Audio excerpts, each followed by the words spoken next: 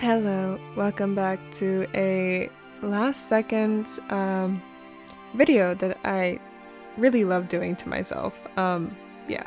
So for some reason I have an extra day off. So yeah, I decided to use that to write a few scripts, and here I am.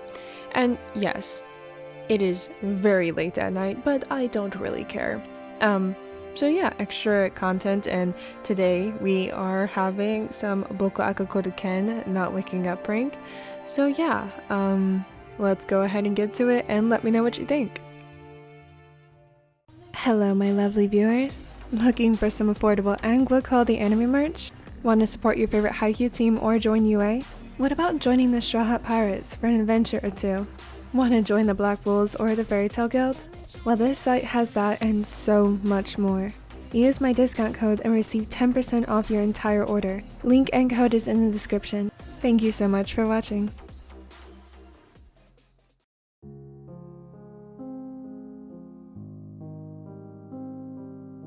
Osamu made a dangerous mistake, breading food into a challenge.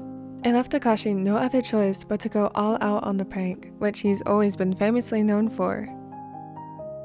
Even before he and Bokuto opened their arms to Kema and Koro with their relationship, the setter had the tendency of being ruthless to the ace. Bokuto was just as ruthless, which definitely took some time adjusting with the two former Nakama players. There was no room for being soft. After all, onigiri was on the line. Keiji, you alright? You kinda zoned out there. The former setter gave a soft smile, assuring him that everything was okay, but was still able to see a flicker of uncertainty in Koro's eyes. Perfect. That was something he could use towards the challenge that he didn't even have time to plan out like he normally did. Sometimes, the best results come from the unexpected. I'm fine, just a little tired. The teller looked over, not entirely convinced, and took the latter's hand in his as they walked home. The air was crisp with a cool afternoon air. It was almost cold enough to pull out the fuzzy jackets and warm teas. For Akashi, on the other hand, he was always the odd individual wearing a jacket even in the summer thanks to the lack of iron in his bloodstream. Even still, the cool evening is certainly relieved after a blistering heat wave they had only days prior.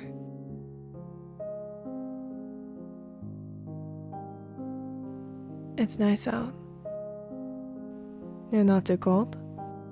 He cheesed and pulled his sleeves over his arms, relishing the warmth it provided. Anemia was something Keiji had always struggled with, ever since he was a child. From home remedies to even going as far as receiving iron infusions, the deficiency still remained. This ongoing deficiency had left him more susceptible to illnesses, weakening his immune system. Koro had always been the one more unrelenting, making sure he took his vitamins on time every day and often accompanied him to his checkups. It was very similar when Koro made sure Kema ate his meals when he got too preoccupied gaming, and made sure Bokuto ate enough protein to make up for all the calories he burned during matches.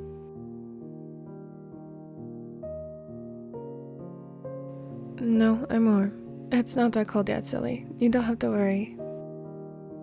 Sorry, I don't mean to worry. We just have to keep in mind what the doctor said. Your levels dropped, remember? By one number. One number too many. Akashi rolled his eyes and laughed, internally touched that the taller cared as deeply as he did. Reaching for the front door of their home, Akashi stopped dead in his tracks when Koro quickly cut in and opened it, dramatically lowering his head. After you?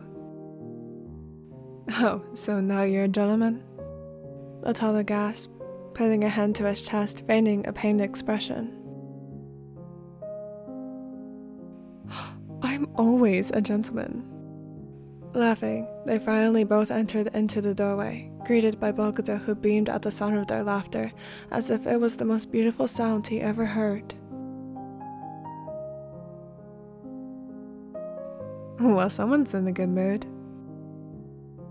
Akashi teasingly stuck out his tongue before pulling the taller down to place a quick yet sweet kiss to his lips.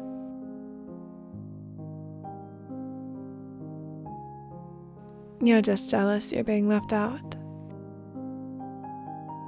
Jealous? Never. The ace turned to Koro, greeting him with a kiss, glad to see that they both made it home safely.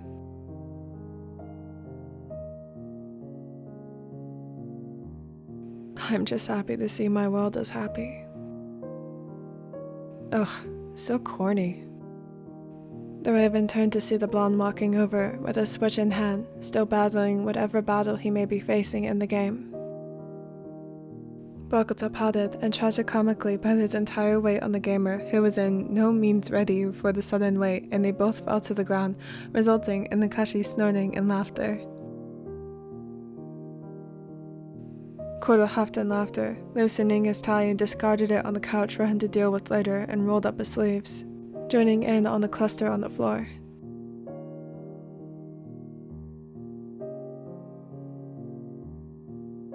So mean, Ken. Ko, you're crushing me. Oh, come on. I'm holding myself up. There's barely any weight on you. I think you could use some more weight. The taller smirked, jumping on top of Bokuta, who had to suddenly strain his arms to make sure he wouldn't collapse on top of Kenma. You're playing dirty. The Raven couldn't help but laugh, engraving the scene in his mind so he could treasure it until the end of his days. It's so strange how bland his life was in high school before he met any of them. Some even considered him apathetic, and he had no room to argue because in truth, he didn't care. Whatever was said about him, he turned a blind eye to. Maybe whatever they said was true back then. Now, he was a completely different person compared to back then.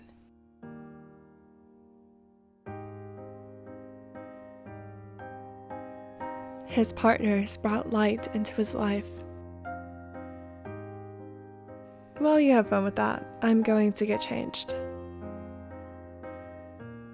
What? No! Keiji, save me! Akashi meticulously stepped over the pile with an apologetic look. Sorry, baby. I honestly spilled coffee on me earlier and have been dying to get changed. He left before he could hear the small blonde's reply, quickly retreating to the bedroom and stripped both his jacket and the shirt that had the coffee stain right in the center. What a mess. After grabbing a fresh change of clothes, the Raven noticed a book sitting out of place on the bookshelf. Too curious, he picked it up and moved over to the giant beanbag chair, flipping to the first page. Almost instantly, he became captivated with the story and tuned out the world, not even noticing the sunset and the darkness creeping inside. It was only when the smell of food flooded inside that he looked up from the sea of words transcribed onto pages. Dang, what time is it? He stood up suddenly to walk over to his phone on the bed to check the time, but he executed the motion far too quickly. 1 second he could see, and the next everything became obscured by the dots dancing in his vision. Akashi dropped the book from his hands and lowered on his knees, going through this process many times in his life. He'd be a fool to tough it out. It was better to go back to the ground until it went away, but it never did.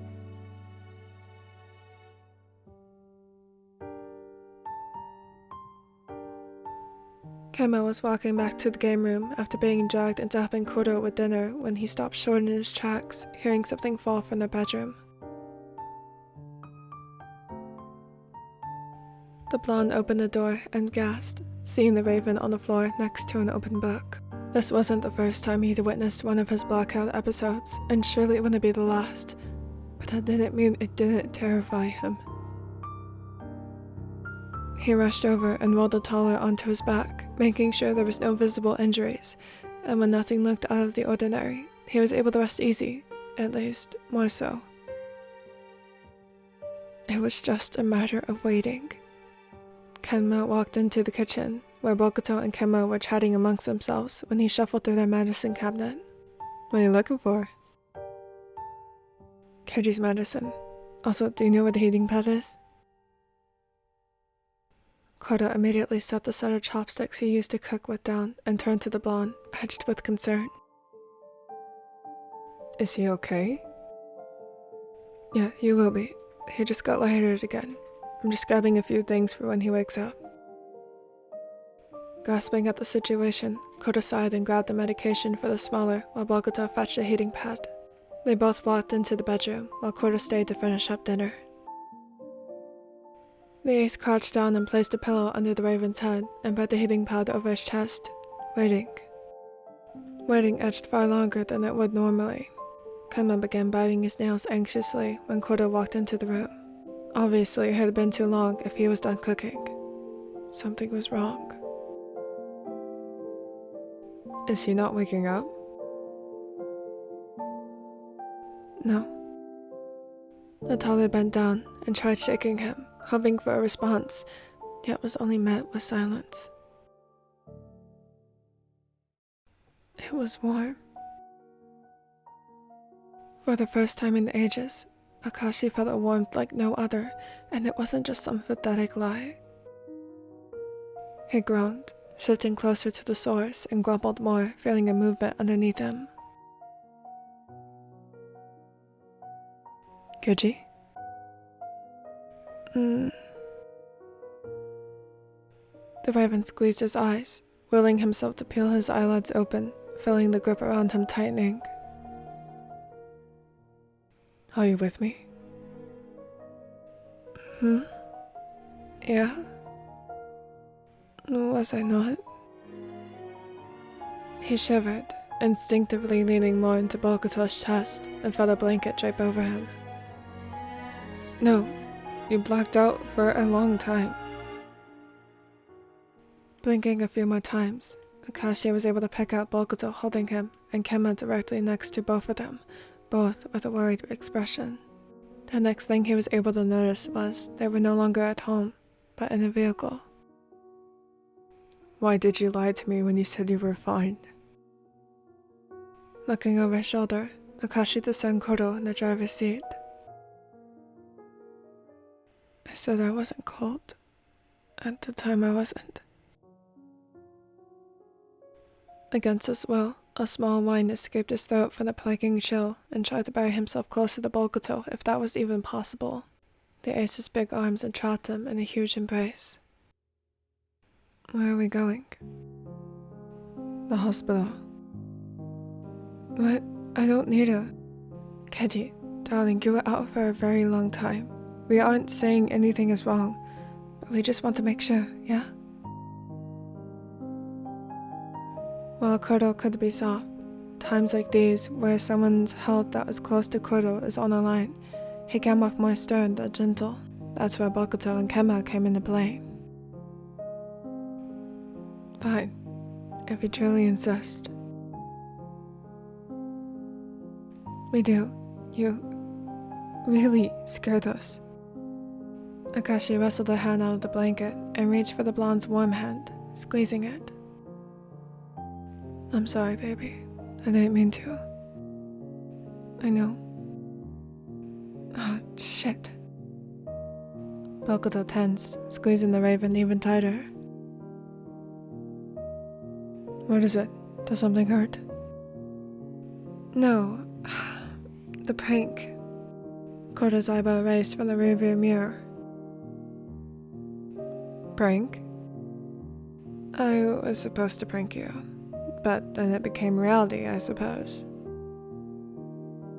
Kenma chuckled, leaning on Bokuto's shoulder to meet Akashi's eyes. Of course you were thinking something like a prank. Seriously, what are we going to do with you? Love me? A hearty chuckle came from the ace, a hand coming up to softly stroke through his hair. Damn straight. Straight who? The car erupted into laughter, the small jokes relieving tension as they carried on towards the hospital. The comedic relief from the raven gave them all hope everything would turn out fine.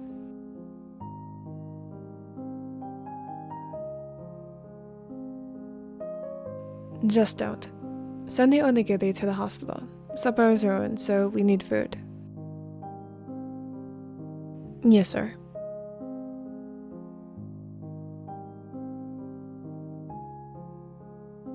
Other fishing concludes the second part of the Not Waking Up series, which was BokuAkaKuroKen, and honestly, I know who is next, but I don't remember. I need to look at my journal. Oh, okay. I know who it is now. I'm looking forward to that. Genuinely. So, yeah. You know what? Let's focus on this video because this is the video that we're currently watching. We're not watching the next video, we're watching this one. And yeah, my ADHD is very much acting up. And this is why I can never speak a proper intro. Outro. This is outro, not intro. Oh my god. Anyways, apologies for any noise. I got new headphones, so I'm not entirely sure if the sound is coming through correctly or not. These are like extremely sensitive headphones, so I'm still trying to figure it out. And also, Miso is wild. Just wild. He's all over the place, so you probably hear him in the background as well. My bad. Also, yeah, become a ducker. So thank you all of my duckers. You guys are super duper duper amazing. And yeah, I will see you all next time.